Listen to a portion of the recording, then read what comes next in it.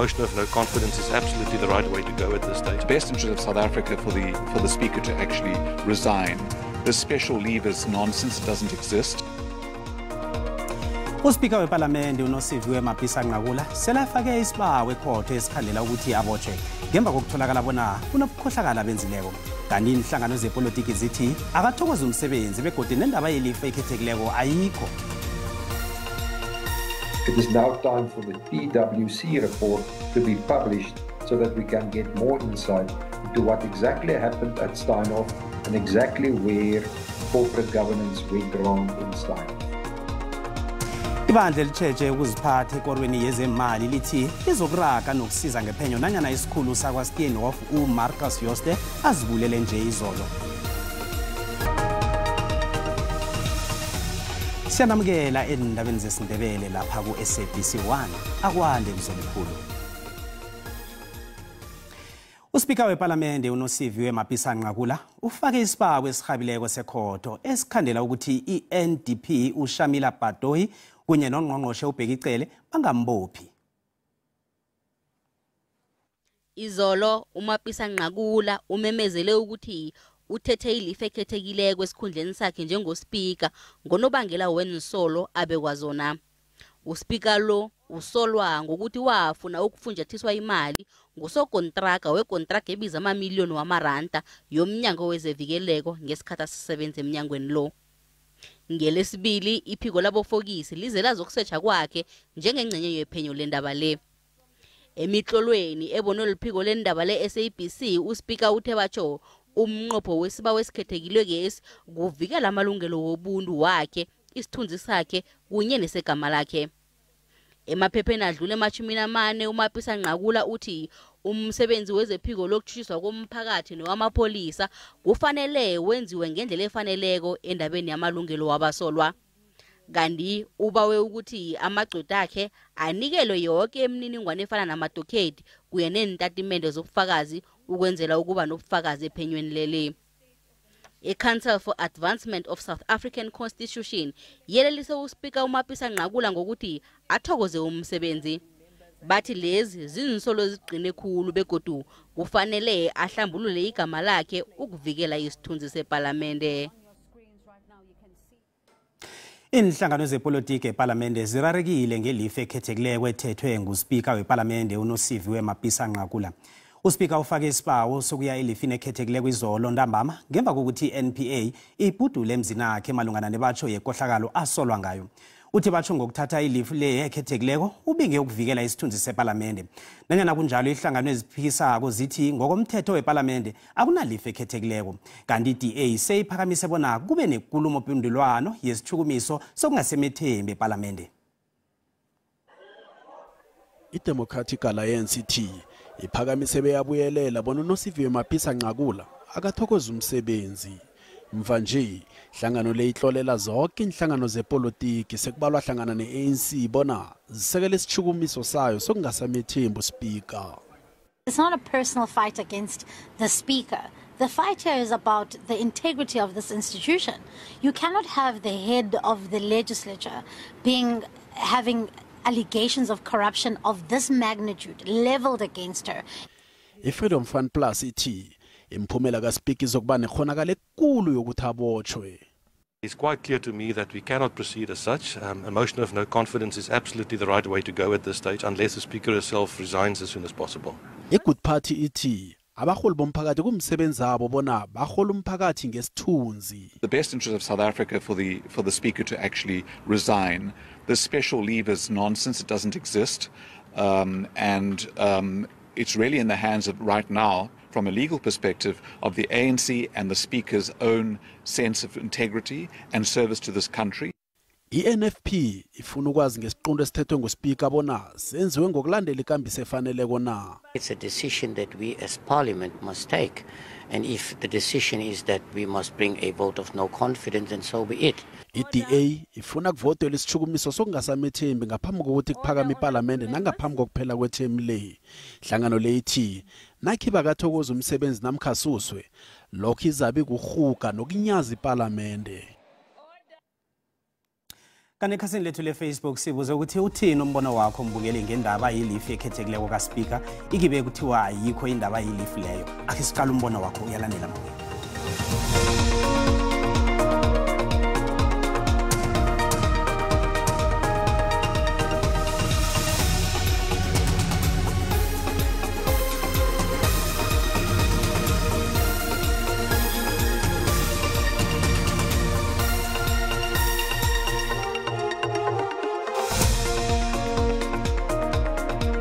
Kwenziwe nguMapisa-Nqakula iphatha iletha isombe esindi ehlanganweni ekusapho. Ando machegu onilukazi masihlezi lapha angazi kwenzakala. Ekutheni ngempela athathe ikhefu elikhethekile kubeni ngathi neParliament elikhefu akalithathile ayilazi. Urekha kathatha umhlala phasi and then ukuphenywe ngamacala labe ke wona and then angabe utholakala ngasimlandu and then uza kubuyela. Nangazi ukuthi kanti abaphathi bona banako ukuthi beke makufuna beboshwe befake incwadi ebavimbela ubeboshwe. Hayi inzima kakhulu lento le akabhaya nomthetho eziphikisele enkantolo. Kurinza uhulumeni ugcina ukuthi umuntu uyaphenywa kuphelele lapho siyambonisa ungqongqoshe undawana thini. Uthi nangabe akholakala ukuthi uyelile inkohlakalo bese ushiya phansi nasi sihlalo. Etwala eSouth Africa awungavikeli abantu abathile ngoba nakho benompondo. Wonke umuntu onecala efana. Sekufika emqondweni amazwi kaMama uKhawula lapha eParliament ethi bayathumana bathatha omunye bamthume ngapha mbontshontsha ngapha. Khona into eshaya amanzi mkhasheni izovela nasela ejele. Thina siyabalandeli be-ANC like basiphoxa kakhulu labantu labangobathi bafake etulweni the next thing basiphoxa kanje. Ngempela basiphoxa. Umbono ngeumbukeli SABC ayizukuthwesa umlando ukuziphendulela ngombono wombukeli.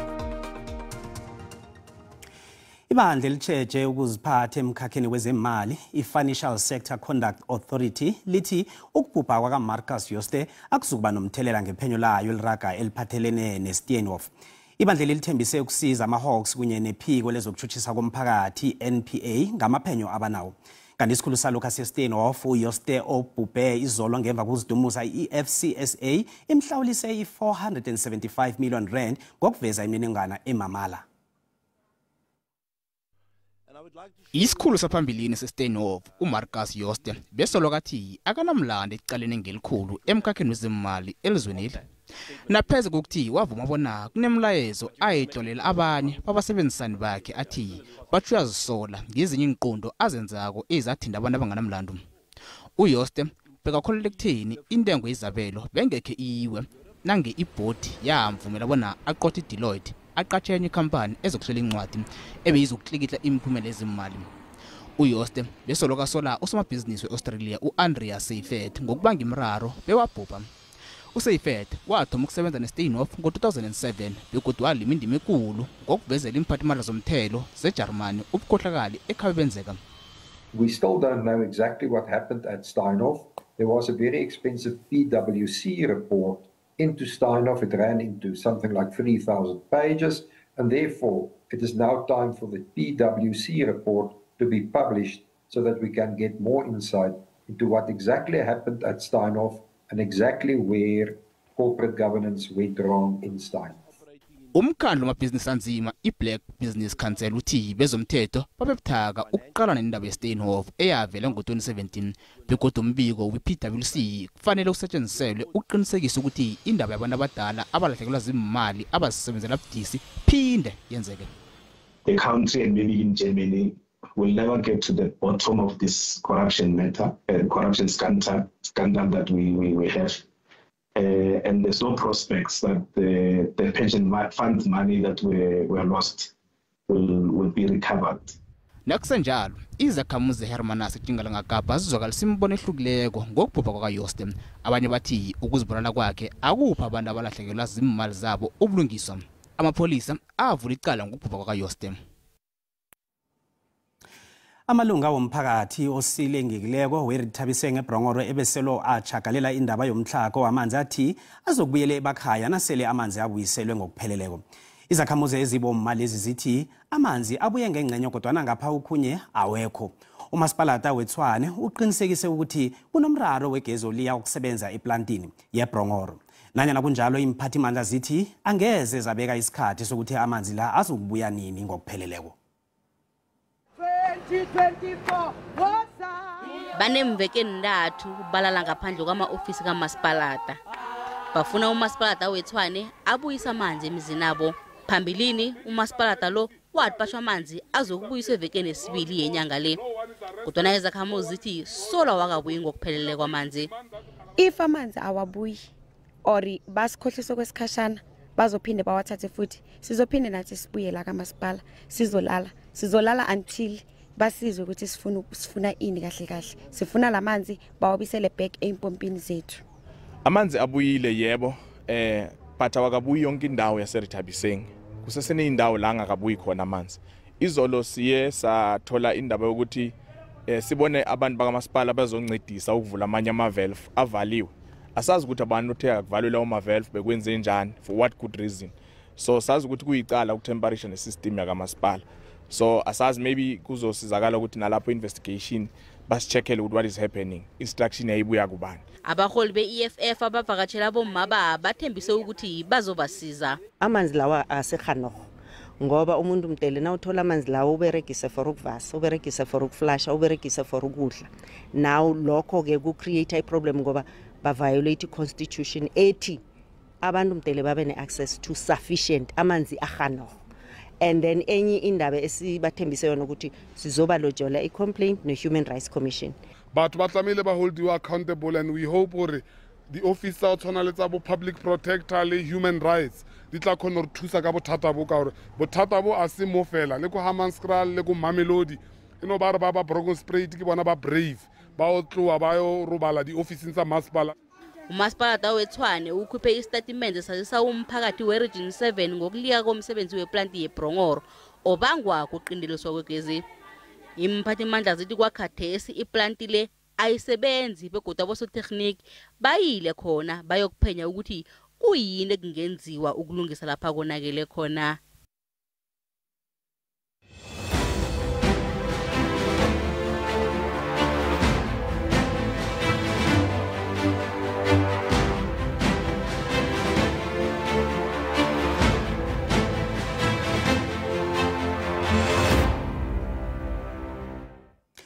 I-Action SA iqinisekise ukulungela kwayo ukwethula ihelo lenithembiso zayo zamakhetho ka-2024 kusase Ellis Park Arena eJohannesburg.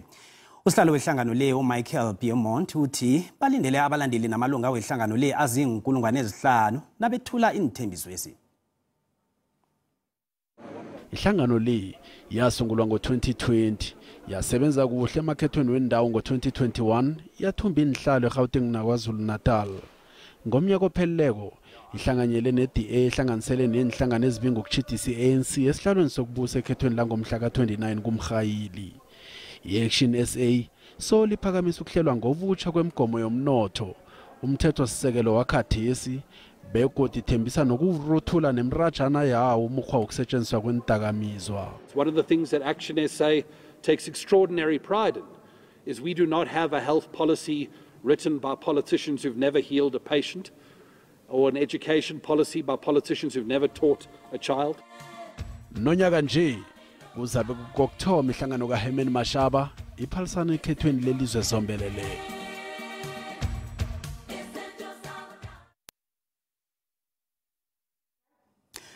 Umengameli we-IFP uvele Nkosini Hlabisa ubawe inkulumiswano ehabileko mayelana nokuthula phakathi kwehlangano yakhe kunye nobuholi be-ANC.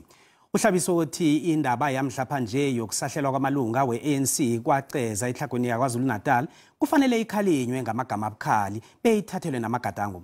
Lokho kuza ngemva kokuthi ihlangano ye-ANC kwaZulu Natal isole i-IFP ngokuthi ngiyo engemva kwezenzo lezi. Kanti benhliziyo ezibuthakathaka siba batsheje.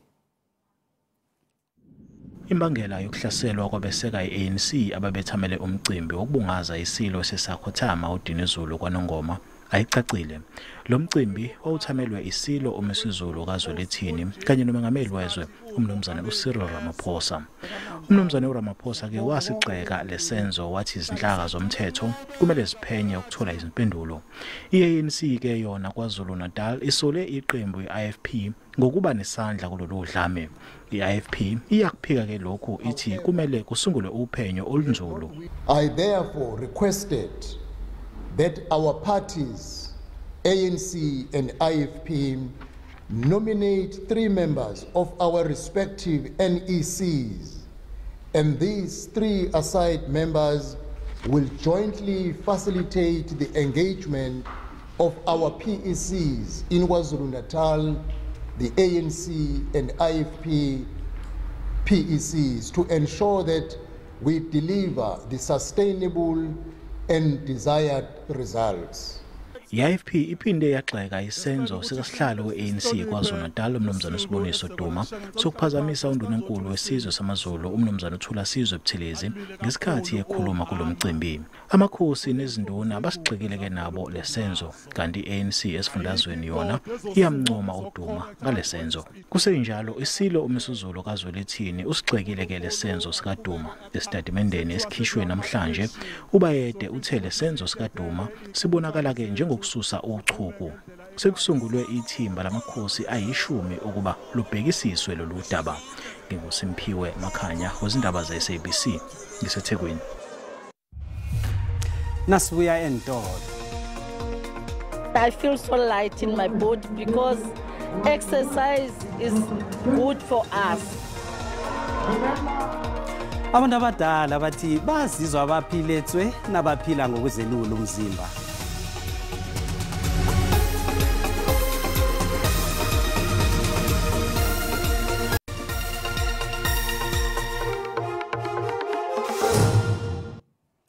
Sisesigabeni sesibili sendaba kanti indaba ezi ziyatholakala ku SABC Plus, ku YouTube na ku Facebook. Asirage nazo.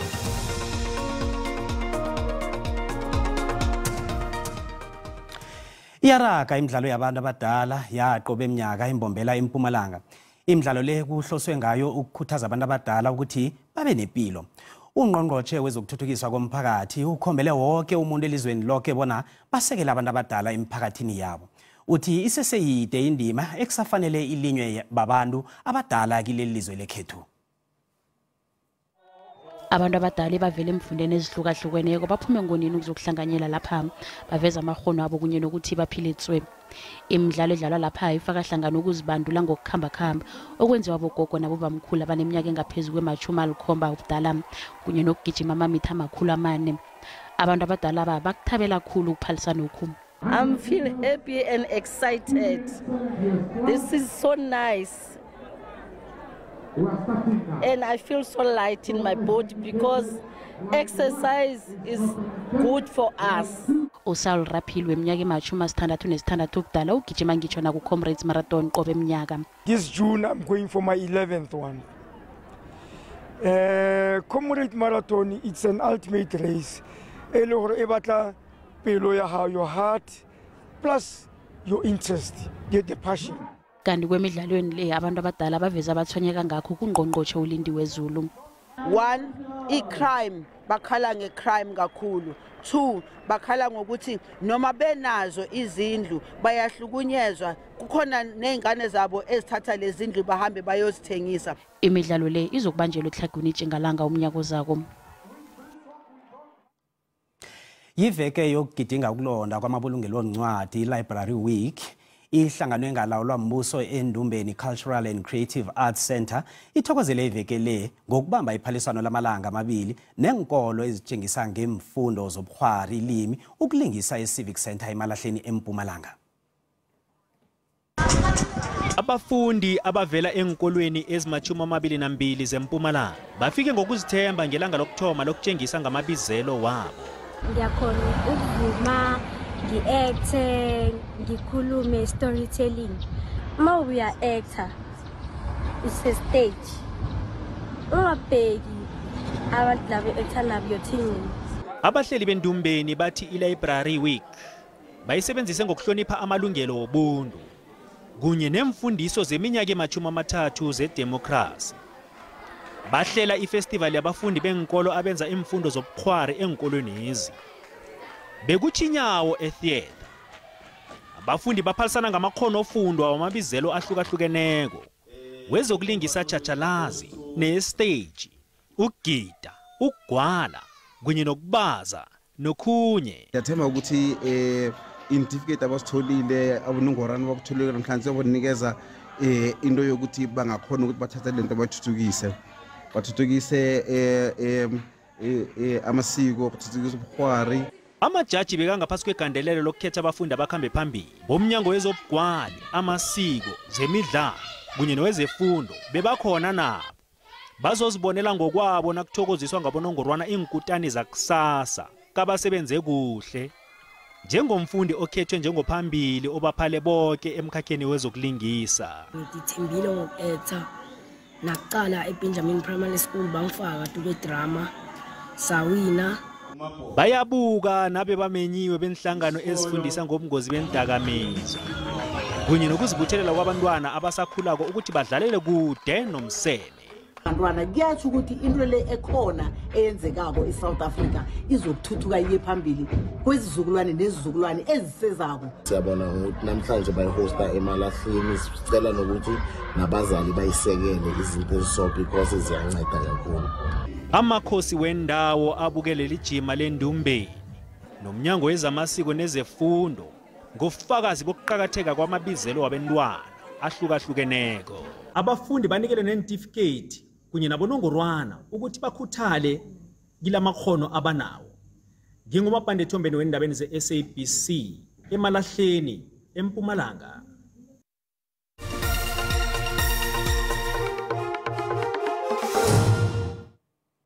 Kezemali randa lehlile nalenganiswa nezinye imali ezinkulu.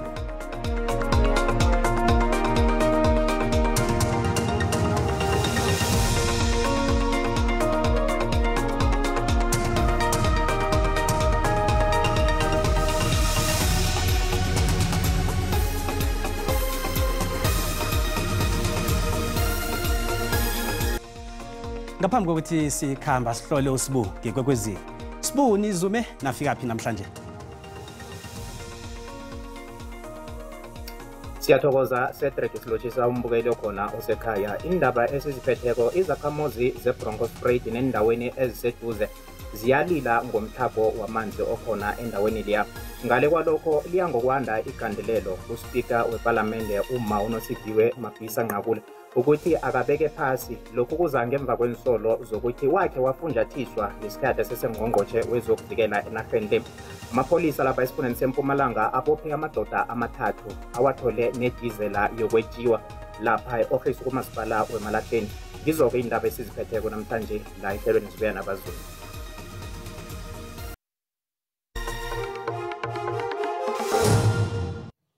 Ziphelela lapha besihlanganisele zona indaba namhlanje nibe nepela veke emnandi umusa.